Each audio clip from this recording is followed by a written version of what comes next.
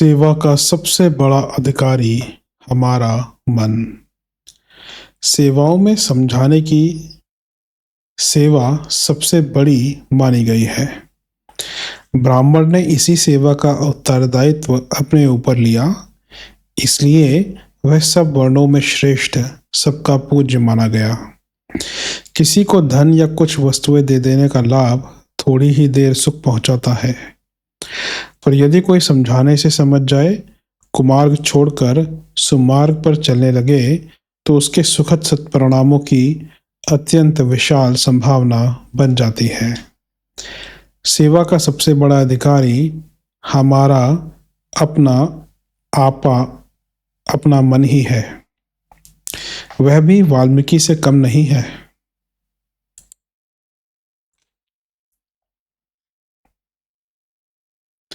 यदि हम नारद बनकर उसे समझा लेते हैं, तो आज जो अपनी घटिया दर्जे की स्थिति है वह नहीं रहेगी।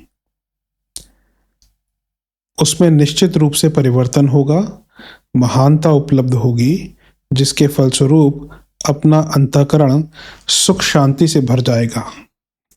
शत्रु मित्र बनेंगे, असहयोग करने वाले सहयोगी बनेंगे। उपेक्षा की दृष्टि से देखने वालों की आंखों में प्रेम की श्रद्धा चमकने लगेगी। अपना स्वभाव ऐसा मधुर होगा कि हर कोई संपर्क में आने की, लिपटने की कोशिश करेगा। कार्य ऐसे होंगे जिनसे अपना मान और महत्व सर्वसाधारण की दृष्टि में दिन रात बढ़ता ही चलेगा।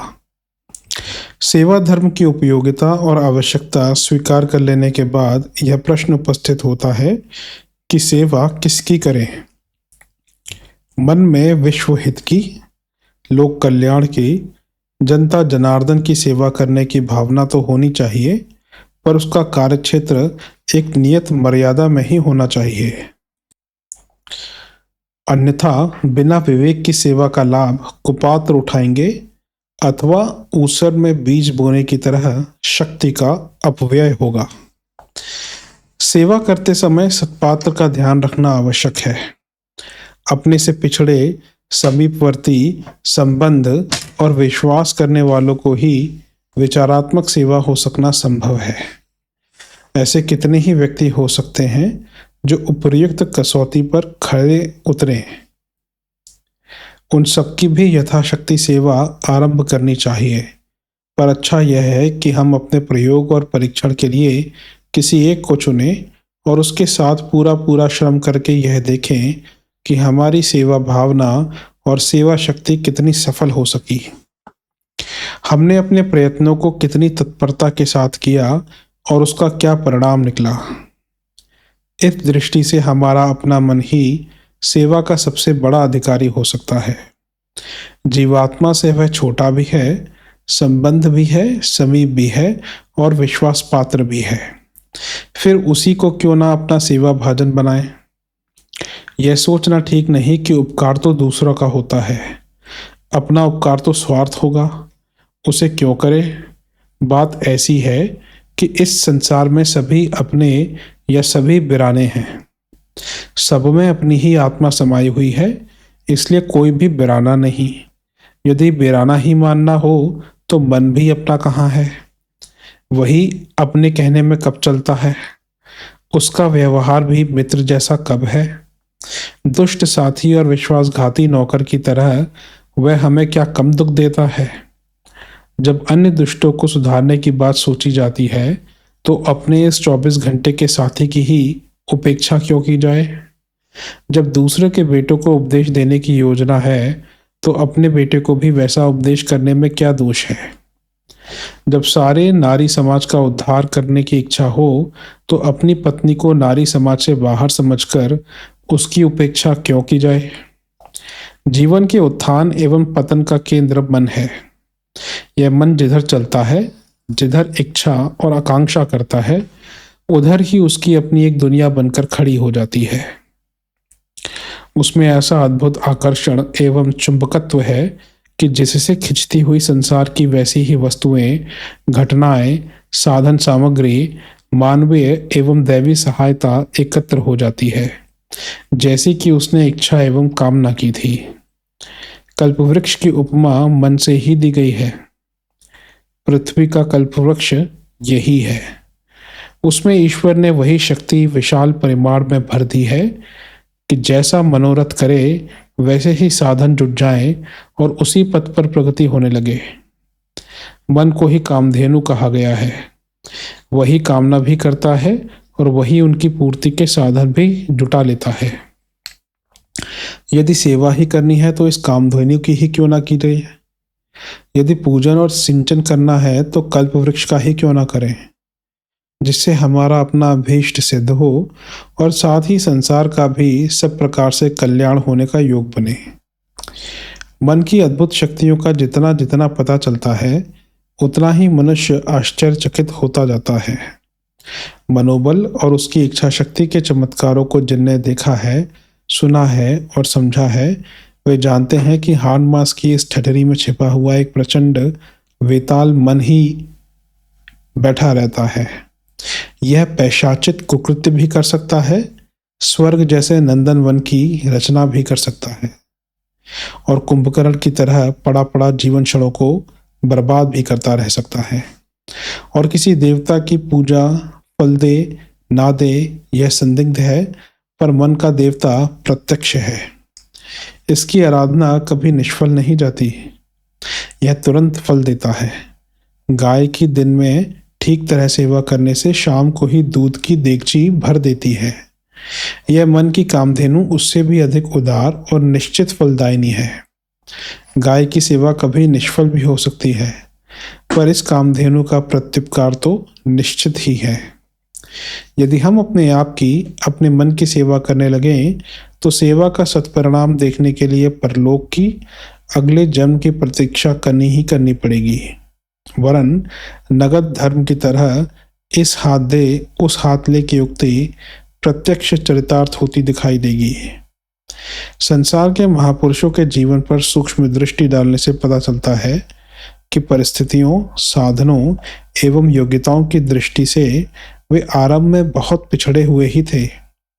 उनका जन्म, जाति या सांसारिक स्थिति लगभग वैसी ही थी जैसी औसत दर्जे के लोगों की होती है। उनमें एक ही विशेषता थी, मनोबल की प्रखरता। इसी बल के आधार पर उन्होंने इतने बड़े कार्य संपन्न कर डाले जिन्हें देखने से हैरत होती है। इन पंक्तियों में विश्व की असंख्य घटनाओं का उल्लेख करने का अवसर नहीं है जिनमें साधारण स्थिति के व्यक्तियों ने अपने प्रखर मनोबल और प्रबल पुरुषार्थ के बल पर अनहोनी जैसी बातों को संभव करके दिखा दिया। पुराणों और इतिहासों के पन्नों पर ऐसी गाथाएं पढ़ने को मिल सकती हैं जिनसे स्पष्ट होता है कि व्यक्ति की महानता उसे उपलब्ध साधनों या परिस्थितियों में नहीं, वरन उसके मनोबल में सन्निहित है।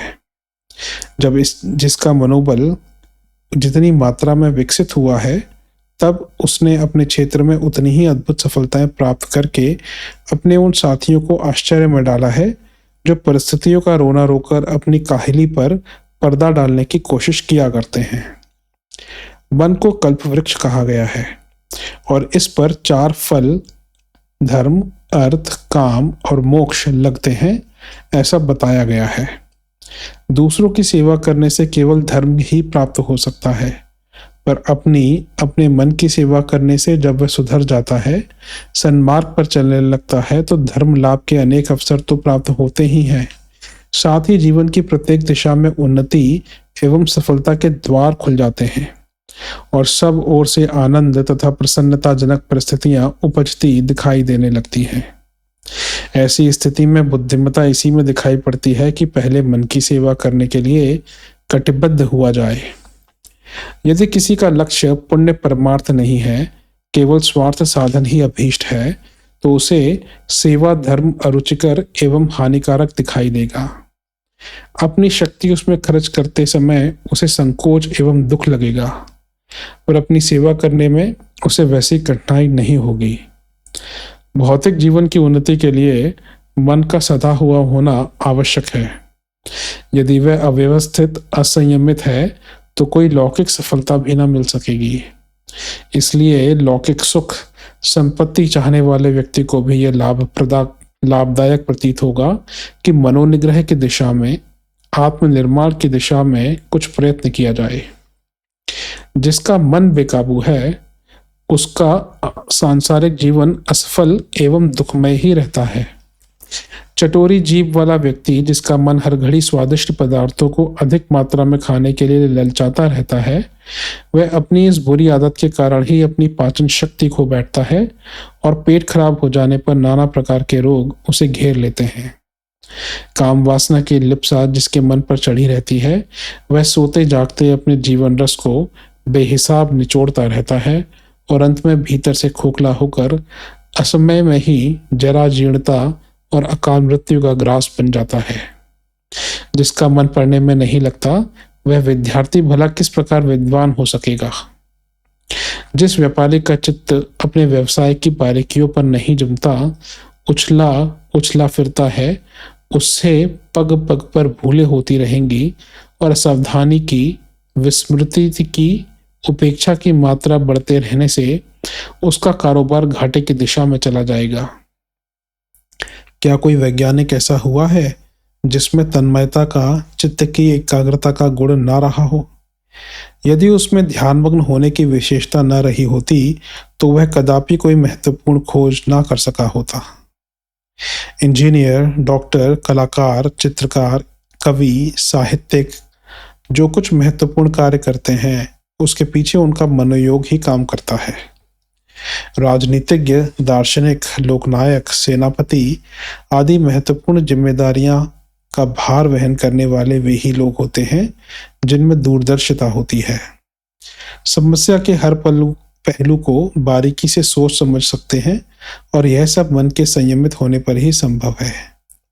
ऐसे मनुष्य जिनका चित्त किसी काम पर नहीं जमता, उखड़ा उखड़ा रहता है, कभी कार्य में सफल नहीं हो पाते।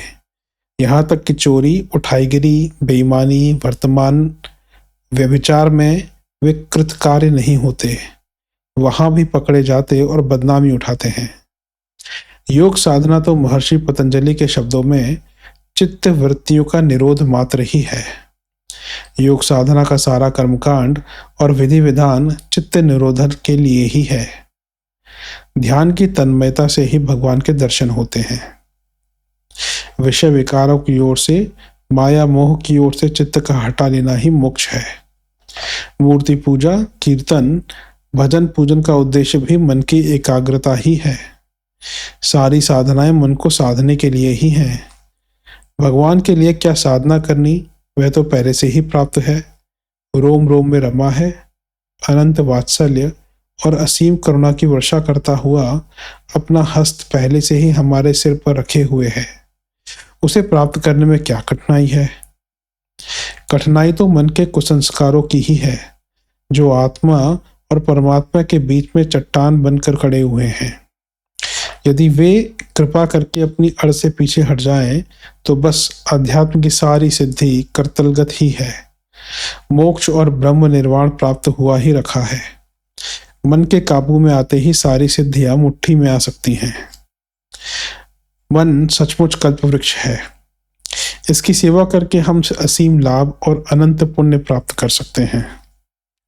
स्वार्थ और परमार्थ दोनों ही इसमें सद सकते हैं। लौकिक सुख और पारलौकिक शांति की कुंजी हाथ में आ सकती है, पर यदि उसे साधा ना गया तो वह शैतान की तरह हमारे सिर पर सवार होकर नाना प्रकार के कुकृत्य कराता है, विविध विध नाच नचाता है। यदि हम इसे वश में नहीं करते तो इसके वश में हमें होना पड़ता। कहते हैं कि भूत लोगों को डराता है और सताता रहता है, पर यदि कोई तांत्रिक उसे वश में कर लेता है तो फिर उसकी इच्छा अनुसार नाचता है। जो कुछ वह कराना चाहता है करता है और जो मंगाया जाता है ला कर देता है।